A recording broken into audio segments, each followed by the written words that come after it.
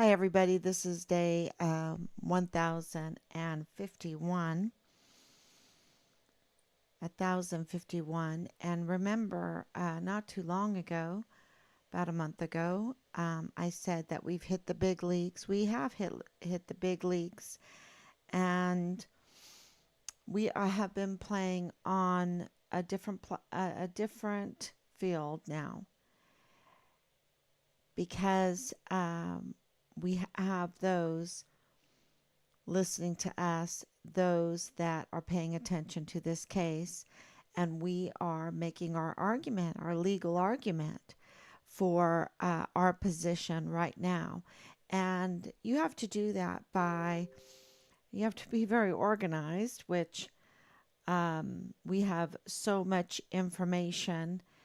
It is so much proof, so much evidence, and I wanted to comment on that because we have something that very, very, very few people have unless they have somebody that works for the FBI or in the CID, in the military. And that is when you put in an FBI complaint or a CID complaint, especially if it's notarized, you don't get your CID file number. You don't get that. You don't get an FBI file number. They don't do that. That is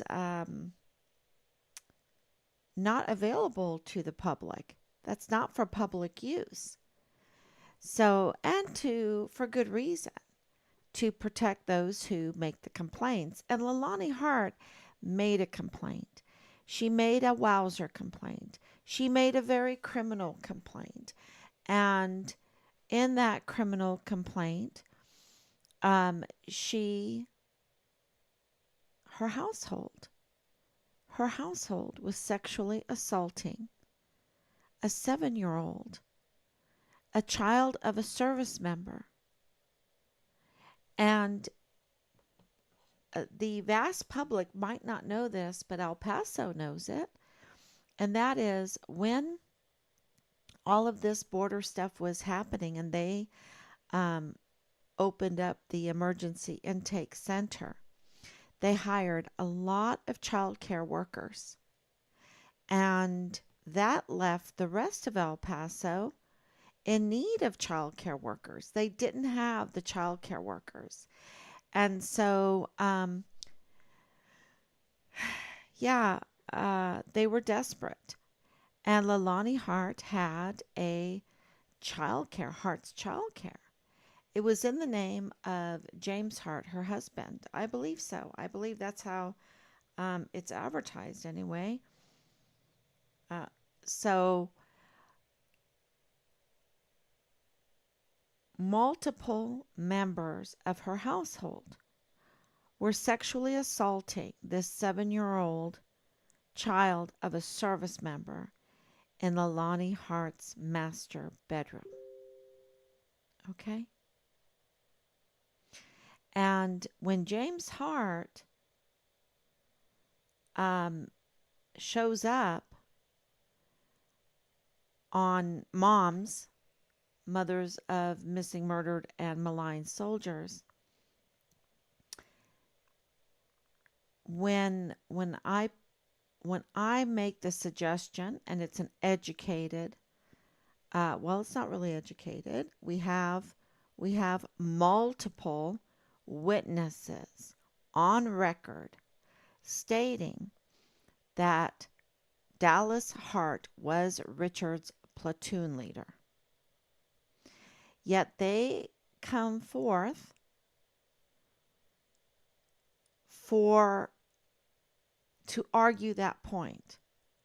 Not to argue the point that a 7-year-old was being sexually assaulted in Leilani Hart's bedroom, master bedroom, by multiple members of the household. He's not arguing that. That was notarized. Those are not my words. That is in this document that was notarized. We talked to the notary public, and he confirmed that he had it in his hands and that he indeed notarized it.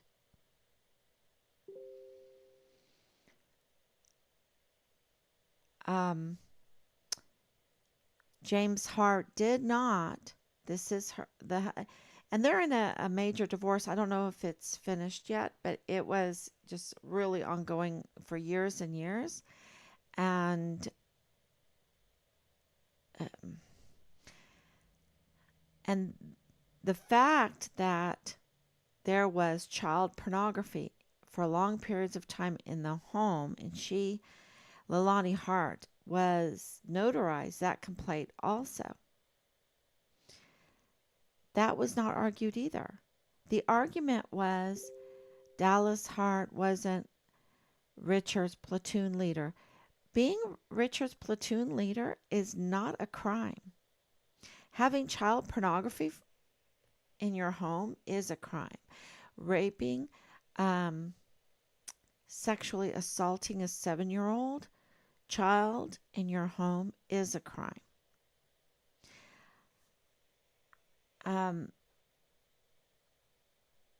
There was not a complaint about the incest, that Dallas Hart was in an incestuous relationship with his brother. And there's more. I'm just trying to be very careful because there's more to this complaint than just that. And James Hart knows it. He knows it.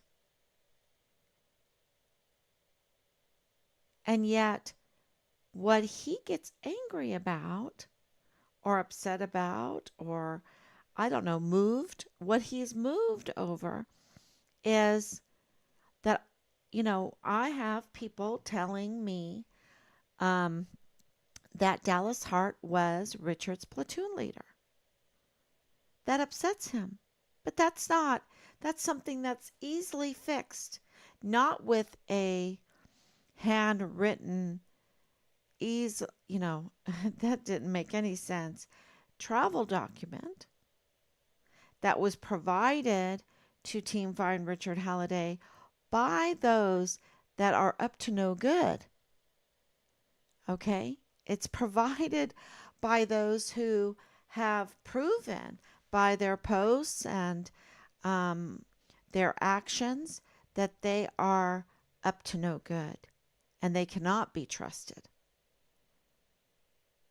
And so it would be very welcome for James Hart to get somebody that was trustworthy to produce evidence that Dallas Hart was not Richard's platoon leader. Because right now, on my chart, Dallas Hart is Richard's platoon leader. Because I have witnesses, multiple witnesses, that say Dallas Hart is indeed Richard's platoon leader during that time. And during that time that Richard and Dallas Hart were in the military, at one point, Dallas Hart was Richard's platoon leader. That is what I'm being told. And I don't have any evidence. The untrustworthy group sent us, and James Hart was not happy about this, a handwritten travel worksheet. Now, any kind of travel document is all online now. It has been for years. So, and those who gave that information, and I will tell you, to hear it from James Hart and to hear it from Dallas Hart, both of those are not trustworthy. So the group is not trustworthy. The Hart family is not trustworthy. Look, if you have incest in your home, if you are having child pornography in your home, if you have a child, 7-year-old child, being sexually assaulted in your master bedroom in your home, you're not trustworthy. You're not trustworthy. And so James Hart has, he works for the VA. So he has contacts. He's been there in El Paso, raised his children there, had the daycare there, um, he's part of the NCO group there, senior NCO group. I'm sure. I would be surprised if he did not know Jay Pollan. I would be surprised if he did not know Jakovitz. Okay. And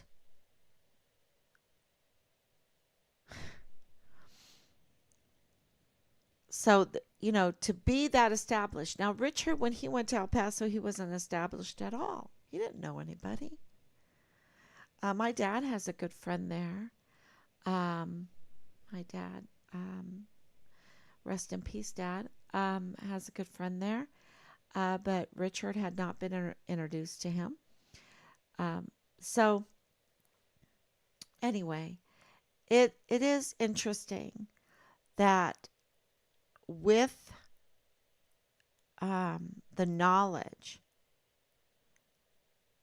that we have the CID case file number and FBI case file number and access to the information in this case that Leilani Hart submitted and notarized.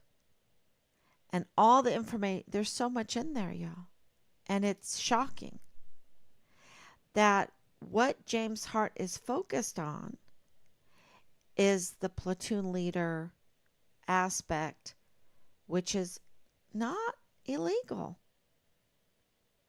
What would be the problem if Dallas Hart was Richard's platoon leader?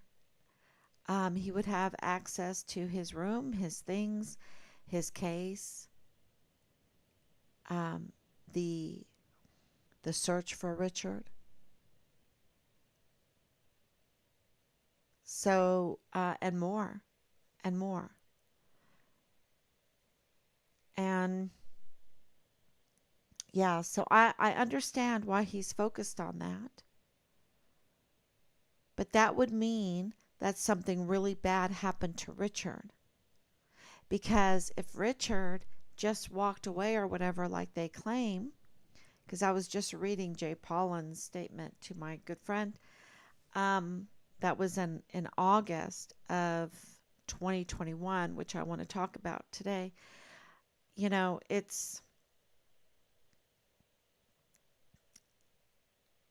absolutely does not make sense that Dallas Hart would be so offended at being Richard's platoon leader. He would just say, "Oh yeah, I did whatever I could. We looked, yada yada," but that's not what's happening. Something really bad happened to Richard, and of course he's presumed murdered. Of course we have these autopsy reports. We have 3 of them. 3 of them. Let's say one of them is wrong. We had 3 of them, and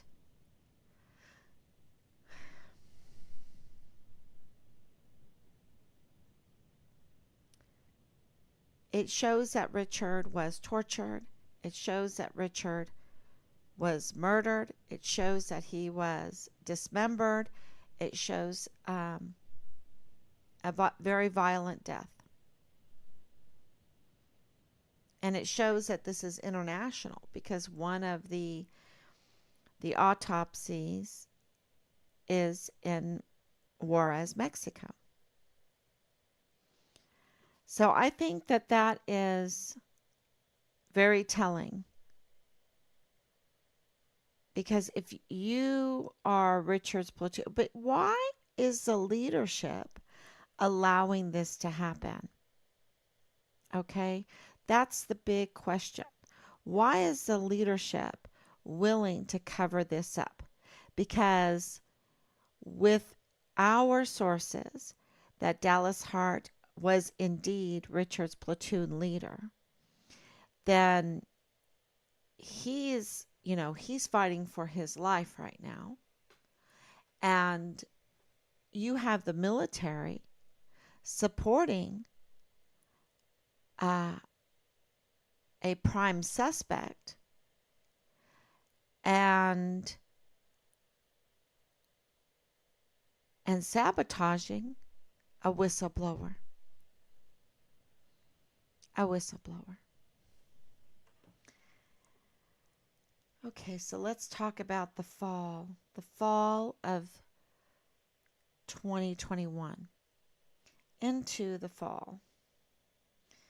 I called this Into the Fall because that's exactly what is happening here is um, the those that hurt Richard, they're falling. Okay, they're falling.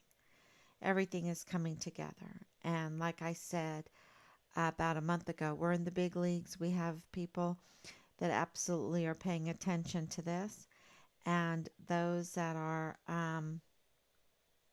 making sure that hurt Richard, they're, you know, I don't know how long that they will protect these murderers, right? I don't know how long. And I've been called that I have crazy conspiracies. And who said that about me? That on Team Find Richard Halliday that we have crazy conspiracies. Well, that was coming out of the PAO office there. A member or a former member, at this time it's a former member of the PAO office there on Fort Bliss. And is that important? Because PAO is a public affairs office, right? So, and I want to make this very simple. CID, Garrison Commander, 32nd AGCOM Commander, PAO. Those are all very important to work together when you have a missing soldier. They work together. The public affairs office, they're the ones that reach out to the public, to the media. And that is very important when you have a missing soldier. And then the CID, and then the garrison commander, and then the 32nd AGCOM commander. And one of them, or in conjunction, called off the search for Richard Halliday. And I'm thinking it was around day 3 or 4. And the reason why I say that is because on day 3 and 4, that's when they're supposed to contact family. And they absolutely had our number. They absolutely could do it. Don't make this excuse like Jay Paulin, oh, it wasn't on the form. Okay?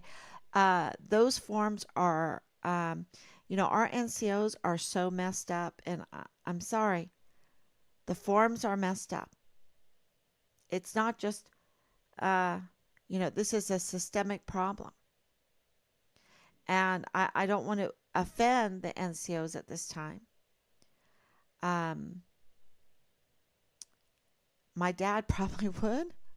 My dad probably would because he was an NCO. But, and Richard is named after him. They're very close. But I think it's this training this grooming, the lack of Medal of Honor ethos training, the lack of esprit de corps training, our culture that has really destroyed the Medal of Honor ethos and the Good Samaritan and the esprit de corps. Absolutely. And it's also been the bad decisions of our leaders that take us into these wars and mistreat other people. And when we mistreat other people, especially children, then it's very hard to have some esprit de corps for our country, for our military, when you know that the DOD is the one that was in charge of crimes against humanity. Then it's very hard to stay very patriotic. And if you're in the military and you're very close to it and you see this, it's even harder, right? And so it really takes morale down very fast, very fast. Um, oh my God, that is terrible to hear. Yes. This case, Richard, Susie, I want to update you. Richard reported to the CPS. He was telling us, it's so bad, Mom.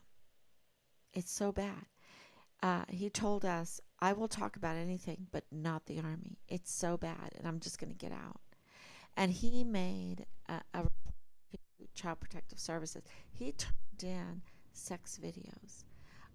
We have been waiting over 2 years for our FOIA, Freedom of Information Act request from the CPS to be honored, and they have not honored it because our institutions have been weaponized against those that won't put up with child sex abuse, that won't put up with child sex trafficking, that won't put up with the military getting away with this kind of behavior, especially on the border. And it's bad because they had the emergency intake center, and it's bad. We have thousands of minor children that are unaccounted for that were brought into this country. Richard, being the guidon bearer, being the Distinguished Honor Graduate for Basic Training and AIT, given the honor to be the guidon bearer for his unit, had access to his leadership, had access to information because of standing there, hearing. He had the privilege of hearing what was being talked about and what was being done. And I believe even to witnessing the books being cooked. Okay? Because I believe that because of what I've been told, that they were selling even equipment. It wasn't enough to do the child sex trafficking. It wasn't enough to do the child porn because, making child porn, producing it, is a big thing right now. And it's the child sex trafficking is a bigger market than our airline market. Okay? It's a huge market. It's bigger than our illegal drug market. And I didn't know this, but because of my son's case, I've been looking into it, and it is such a big problem. And because the media doesn't do a good job on exposing it, more and more children are being trafficked sexually, and it is terrible. Terrible. And so Richard was reporting to the Child Protective Services. Richard handed in sex videos. Richard, because what they do with this child porn and all this other porn, and all porn is a support for child sex trafficking, okay? All porn is. And what they do is they put it on these servers, and these servers are then broadcast, and then they can download it, or it gets airdropped onto phones, and they have access to all kinds of porn. And porn is a weapon. It is a diversion. It is a weapon. It is an asymmetric warfare weapon. Okay, it's a asymmetric warfare tactic weapon.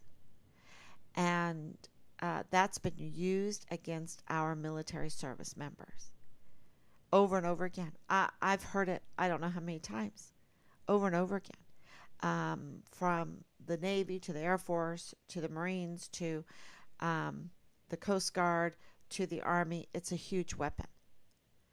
And Richard was reporting even to the CID.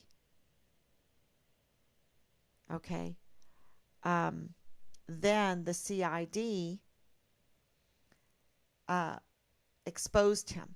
They are responsible, the Criminal Investigative Division, the very institution, the very agency that we rely on for the whistleblowers' protection, for law enforcement, exposed Richard and has put a target on his back and lied to us, because when they put the target on his back, he was then retaliated against.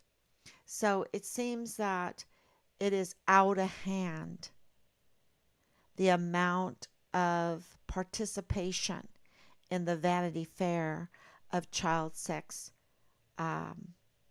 pornography, child sex abuse. And it's so much so that it was happening in the Hart family, multiple members of her household, to a child of a service member. And there's more to that story. There's more to that story. And it's not nice. Let's just say it doesn't make the world a better place. They're up to no good. And that is NCOs, y'all. Okay, this is a connection into the NCOs. This is the senior NCOs, connections into the senior NCOs. So we have then Leilani Hart having an affair with a CID agent, Special Agent Tavita Nusa, while at home with her family that has a senior NCO, VA worker. She's reporting in her household a rape of a 7-year-old in her master bedroom by multiple members of her household. She's reporting that her sons are engaged, and Dallas Hart being one of them, in uniform, in an incestuous relationship with one another. That's what she's reporting. She's confessing this. This is a confession. This is a notarized confession of Leilani Hart. So these are huge criminal acts, and they involve senior NCO, retired a platoon leader.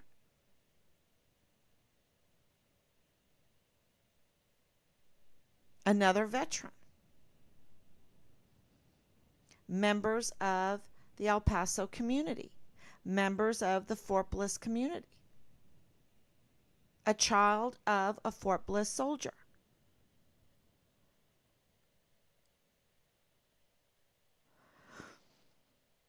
This is what, when Richard said it's so bad, it's so bad, it's so convoluted. I absolutely understand that for him, how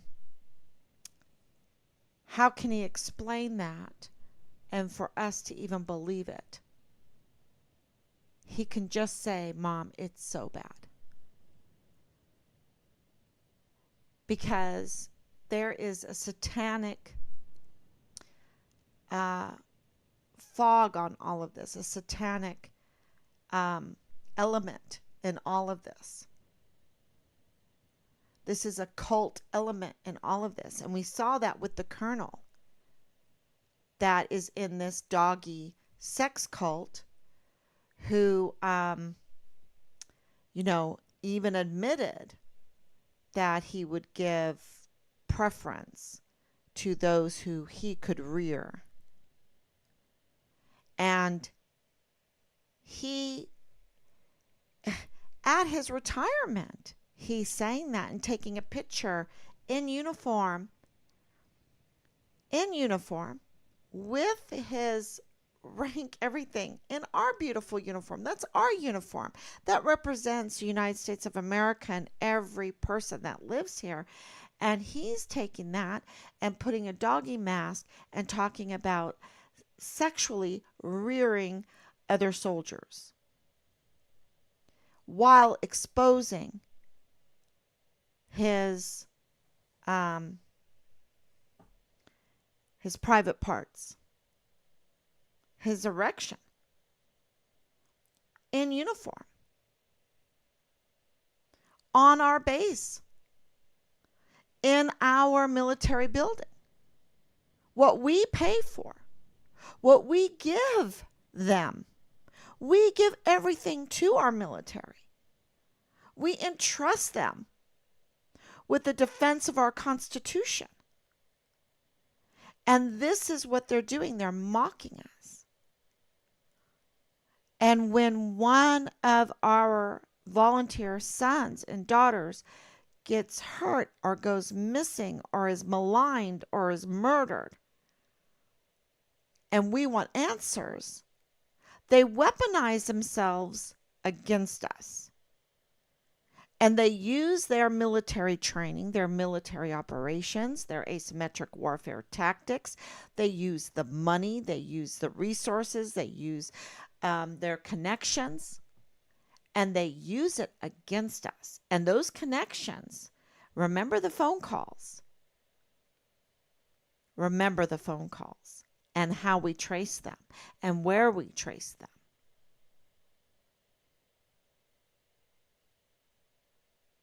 And so tonight, I've been working on the timeline.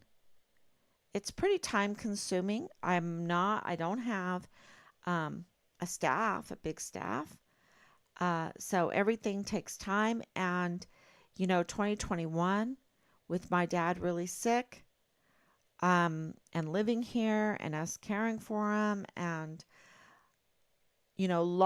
it was a blessing that we stayed afloat with Team Find Richard Halliday.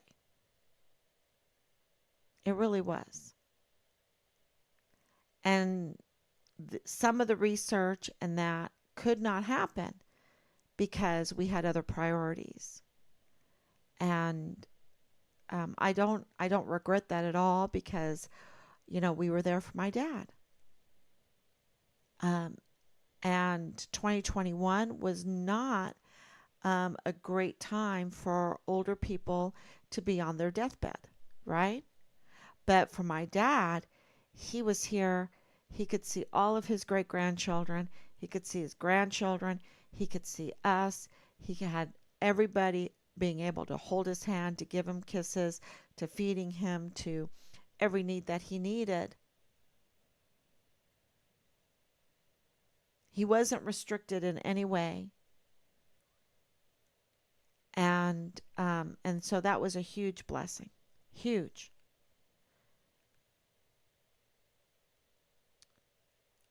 So I want to tell you what I've discovered now about 2021 when it comes to Richard's case. And we really kept my dad alive for much longer than what any doctor thought. And during that time, he gave us some really good insights from his experience as an NCO and with the military and his age. We learn so much if we pay attention to those that have lived long and have experienced so much. And my dad absolutely absolutely lived an incredible life. So,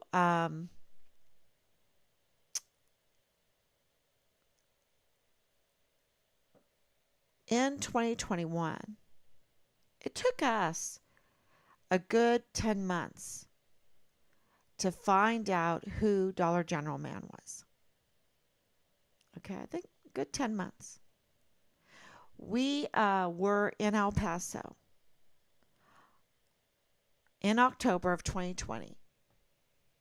October 26th, we got a phone call from a cashier that we had met at one of our rallies, and we had given her, um, well, others too, some flyers, and they said that they would put them up at their workplace.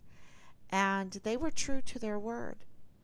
We didn't know. We gave so many flyers out. They could have just thrown them away if they wanted to, but these ladies were true to their word. And they put them up on the door of their Dollar General, and they put them up on the ice box outside. And so anyone that got ice saw Richard's face. Anybody that went into that door saw Richard's face. And she called up and said, "Oh my gosh, a man just left here and said that he was with the FBI and that they had found Richard, and it's not good. You need to come." And I'm like, "Oh, we're on our way. We're on our way."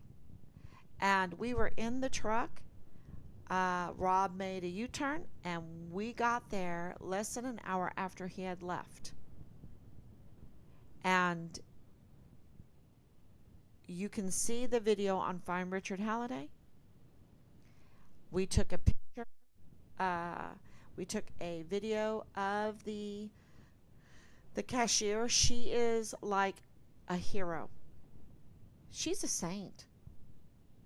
She's more than a hero. She's a saint. She really is. And I don't think that she knows what a saint she is and what an impact that what she did will have on the world. Okay? Just to let you know. Incredible, incredible young lady. And we videotaped her. She allowed it. She was fearless. And she, with others, because we talked to others there, let us record the CCTV footage. And we turned that in immediately to the CID and the FBI. Because we had contacts by then with the CID and the FBI. Neither one of them, with the leadership, had told us that Richard was a whistleblower. We did not know. We didn't know Richard. There was so much information that was kept from us. And we did not know that he was a whistleblower. And we did not know who this man was. We called him Dollar General Man. And the FBI and the CID lied again to us and said he was a nobody. And, you know, I just knew that they were wrong. We knew that they were wrong. Rob knew that they were wrong. He wasn't just nobody. And so we pursued in our own research because they told us to research. They told us to bring them leads. They told us that they would not be able to do anything unless we brought them leads. And so we researched. And it took us 10 months. It would have taken them, well, they knew that His name was Nadal Bayim. They knew that he was the father-in-law of Lieutenant Colonel Bradford Bugado in the G3 operations. I mean, the heartbeat of 32nd ADCOM. The heart of 32nd ADCOM. That's G3. They are the wedding planners.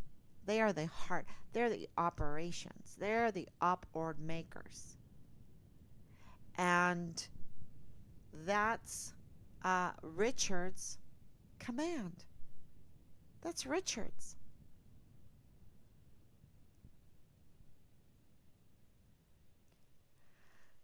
So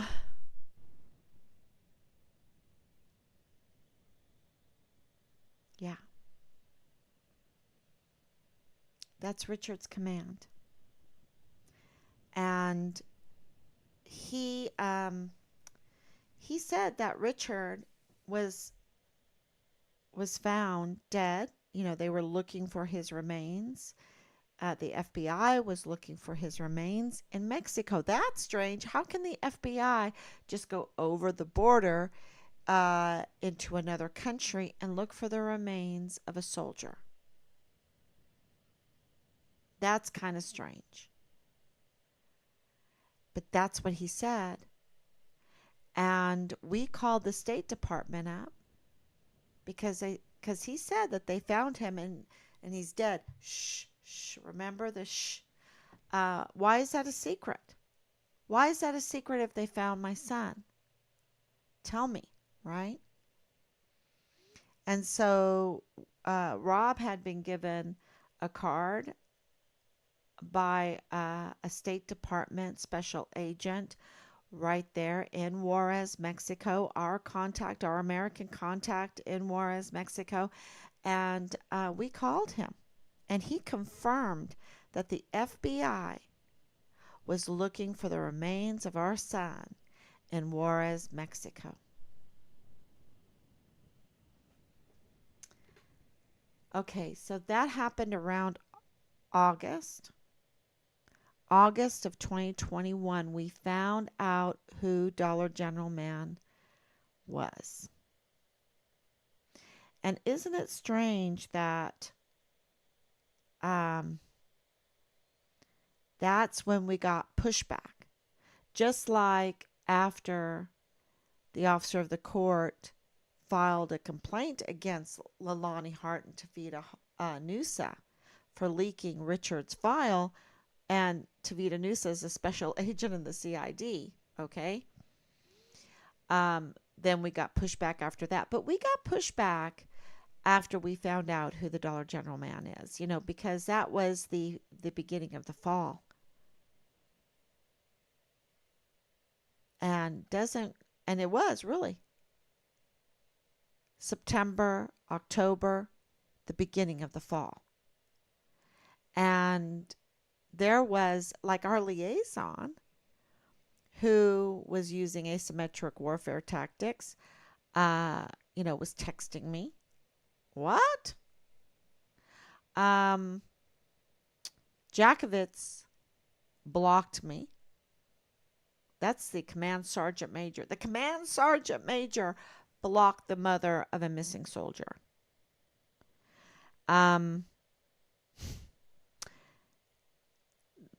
Jay Paulin reached out to Team Find Richard Halliday with his narrative. The PAO office went into full mode. The group went into full mode against us. And then also February, they really put it on. So it's very clear that this was the beginning of the fall for them because of that information, because of those heroes. And I even think that Bugado and Nadal are heroes because how can you keep that a secret? Is it right to even keep it a secret? And I just want to say thank you to Lieutenant Colonel Bugado for telling his father in law. Now, in military terms, they wouldn't say he did the right thing, but in moral terms, he absolutely did. And so did Nadal. And I thanked him for telling the cashier. And I don't think that they did it because they're just so honorable or whatever. It was just such a big deal and they had the info. And sometimes it's your bravado, your bravado, like, oh, look at me, I have information. And it's just like, I want to spill the beans here because it's huge, and it is.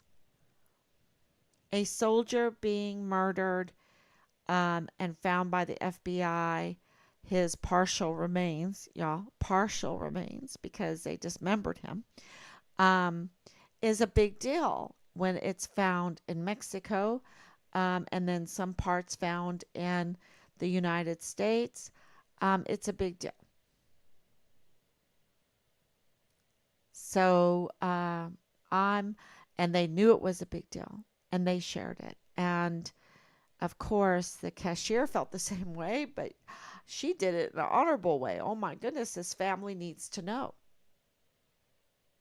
I didn't see Lieutenant Colonel Bugado calling me and saying, you need to know. Or Nadal Baim calling me and saying, you need to know. And these are both men with families that have children.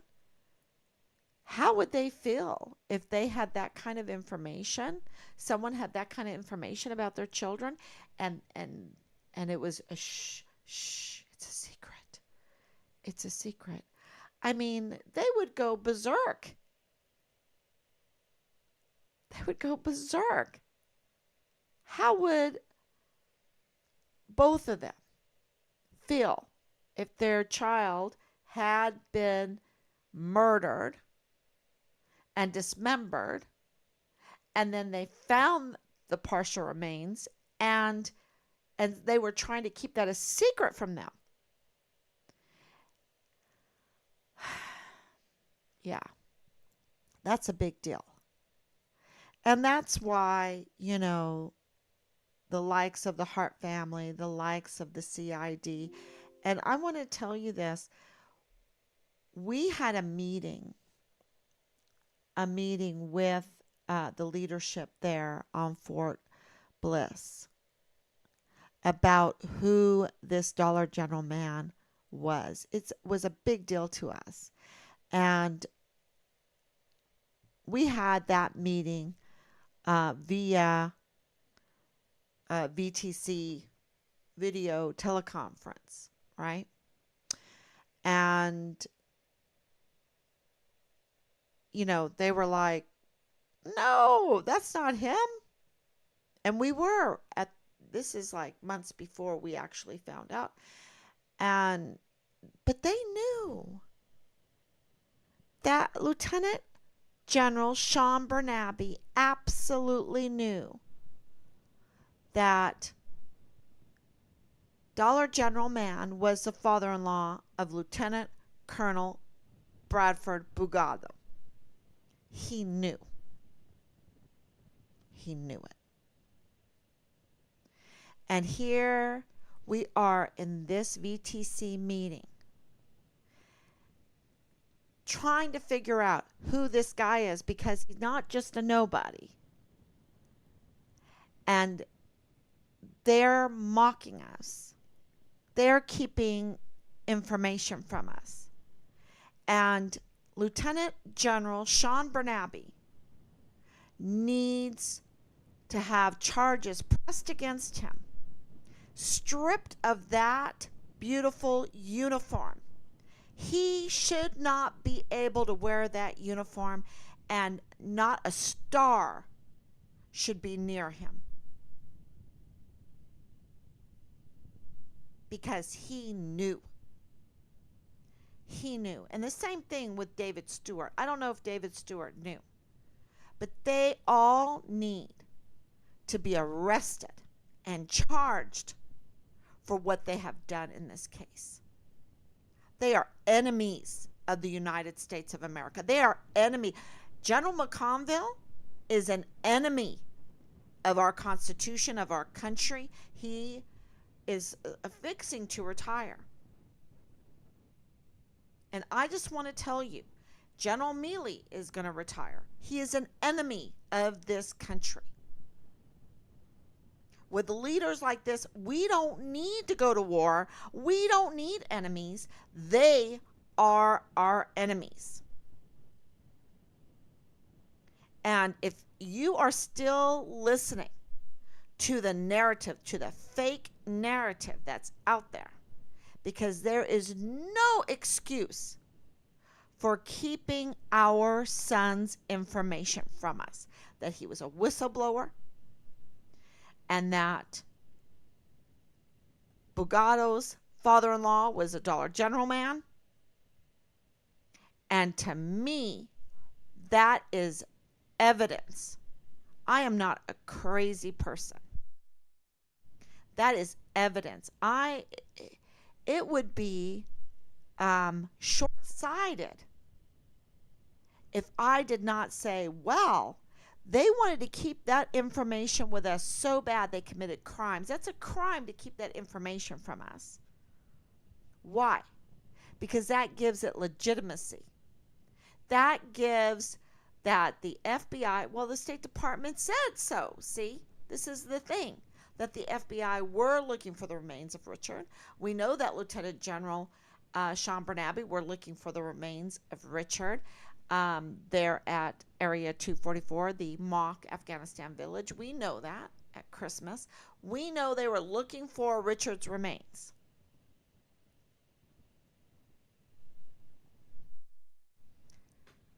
And they know that he was murdered. They know he was dismembered. Because look, it was October of 2021 when all of that happened with Nadal Baim. Okay? October 2021. That means they already had found Richard's remains in September. Okay? It was September 2021. They had found his remains, I believe, at the end of July and beginning of August. And you can think, well, wait a minute, which one is it? And I believe they found his remains in December 2020. Because they gave legitimacy to Nadal Baim's testimony to the Dollar General cashier. And yet, 2 months later, or Christmas time, Lieutenant General Sean Bernabe saw it necessary to search for more of Richard's remains in December, right? In December.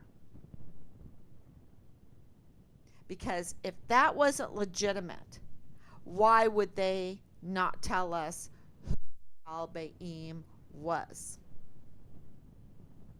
And then they look for more remains. And that's because the information that we have with the autopsies that they are trying to hide, because the FBI is trying to hide, they've been weaponized against us to not tell us the truth. And it would be crazy for us not to allege what we're alleging, because we have so much evidence to back it up. That Richard was murdered, he was tortured, he was dismembered, and his parts were separated. And also they messed with his remains so that they tried to make it unidentifiable. And they put his remains in different locations. And that's why it You can find some remains in July, and you can find some remains in September, and you can find some remains in December.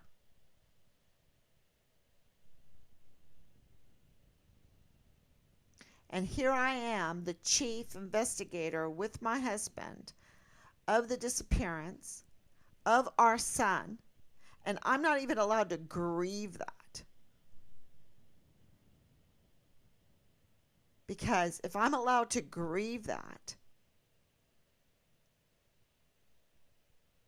then who's going to advocate for Richard? Will it be the CID? Will it be the FBI? Will it be the El Paso Police Department? Will it be the Sheriff's Department, who doesn't even have a warrant to search our home? To send the Fugitive Apprehension Unit to our home and can't even produce a warrant? Is it going to be them? Is it going to be Mealy? Is it going to be General Mealy that cares about the missing soldier? Is it going to be General McConville? Is it going to be Lieutenant General Sean Bernabe? Let me tell you, if you're under Sean Bernabe right now, or McConville, or Milley, watch your back, because they don't have it. They don't have it. They are your enemy.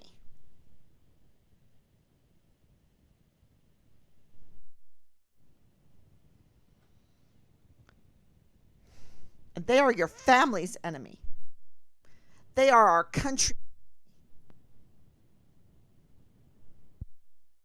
We have 44 four-star generals and admirals today, and we have thousands of children unaccounted for. We have a historical high rate of suicides in our military. My husband served 30 years in the Army. He never belonged to a unit that had a suicide or an AWOL soldier or a missing soldier. Never. They didn't have it. We have 44 four-star generals now. World War II had 7. 7 with 10 times more service members. We're so top-heavy with criminals. They are criminals. Crimes against humanity.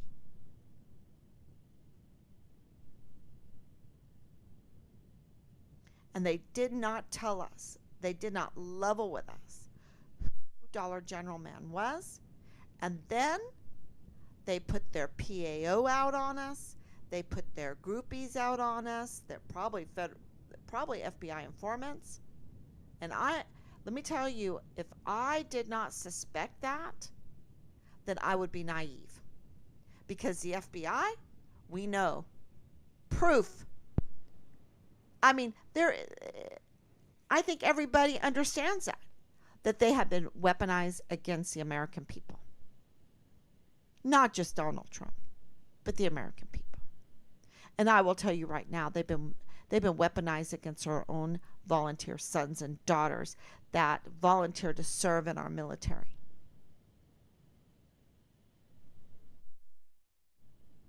I think this is, can you imagine something like that happens and then Command Sergeant Major Jakovitz blocks me? We find out who Nadal Baim is, the father-in-law of Lieutenant Colonel Bugado in the G3 of the 32nd ADCOM. Command Sergeant Major Jakovitz is the Command Sergeant Major for 32nd ADCOM, and he blocks me? Does that make sense?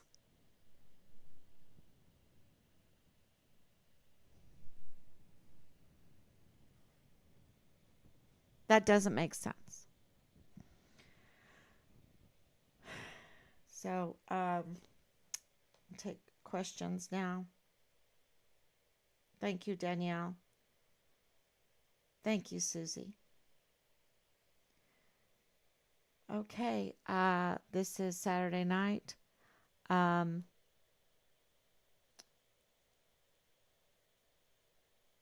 was so much information right there. And it's only the tip of the iceberg. It's only the tip, because you have to understand, I'm a Go Army person. My family has always been a Go Army. Um, Go NCOs.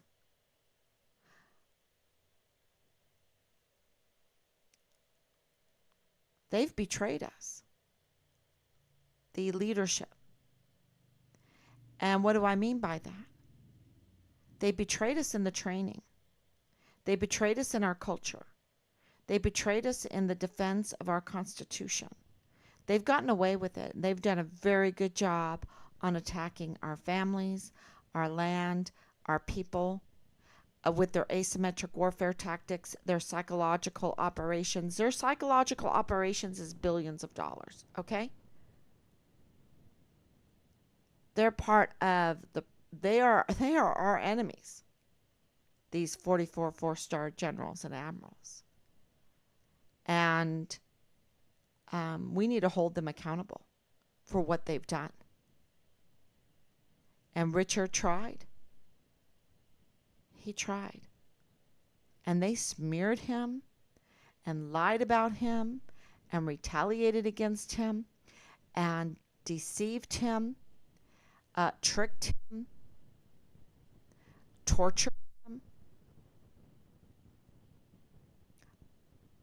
exposed him, murdered him, dismembered him, and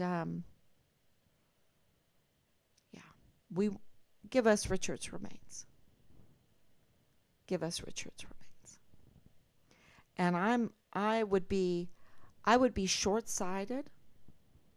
I would be not doing my job as the chief investigator for Richard Halliday's case if I didn't say that. I would be doing a very bad job. And I'd be doing a bad job as his mother to not say, give me my son's remains.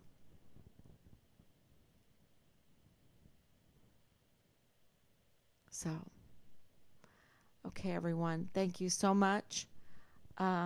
Please share this information because you are RPAO warriors. You are the Public Affairs Office for Team Find Richard Halliday. You are. And that Nick Brown Bell, the the PAO office, they know a lot. And that they were weaponized against us, we can't depend on them. So we depend on you to be our public affairs office warriors, soldiers, service members, defenders of the Constitution, defenders of the volunteer sons and daughters that volunteer for service to this country, listening to their recruiters, and yet when they get in, they get groomed. They get groomed and they get put in these barracks that are unfit to live in because they're built with sour supplies and building materials. Sour. Okay? Sickening. Rotten. Chemically. I don't know. What do you want to call them? Bad for your health. And then they make the barracks a marketplace for illegal drugs, a place to groom them into PTSD, groom them into sexual cults, groom them into being sexually harassed, sexually assaulted. They are so fearful that the barracks are flush with weapons. They are so fearful that they shake. They shake.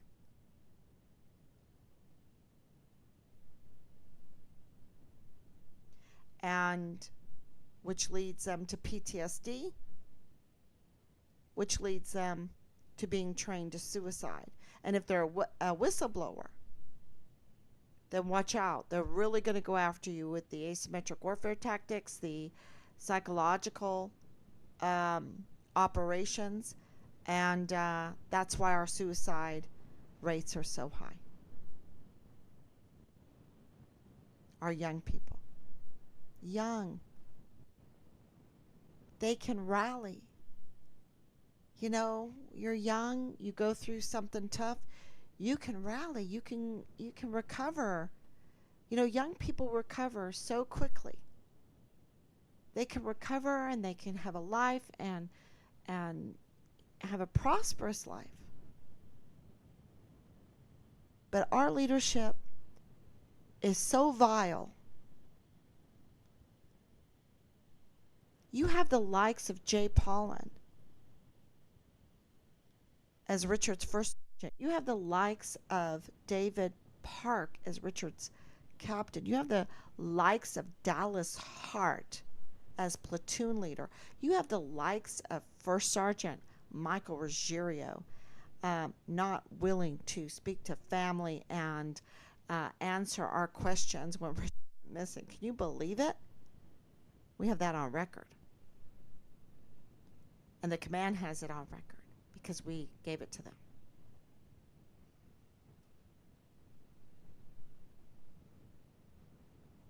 Yeah. These are vile leaders that do not care about our volunteer sons and daughters. They're up to no good. That means they're up to no good, y'all. That means they're taking advantage of the American people and our good nature to give them everything. And so with that, I hope that you are our public affairs office, that you do share this. Thank you so much. God bless you, and we will be, I'll be back tomorrow, God willing. Okay. Bye-bye.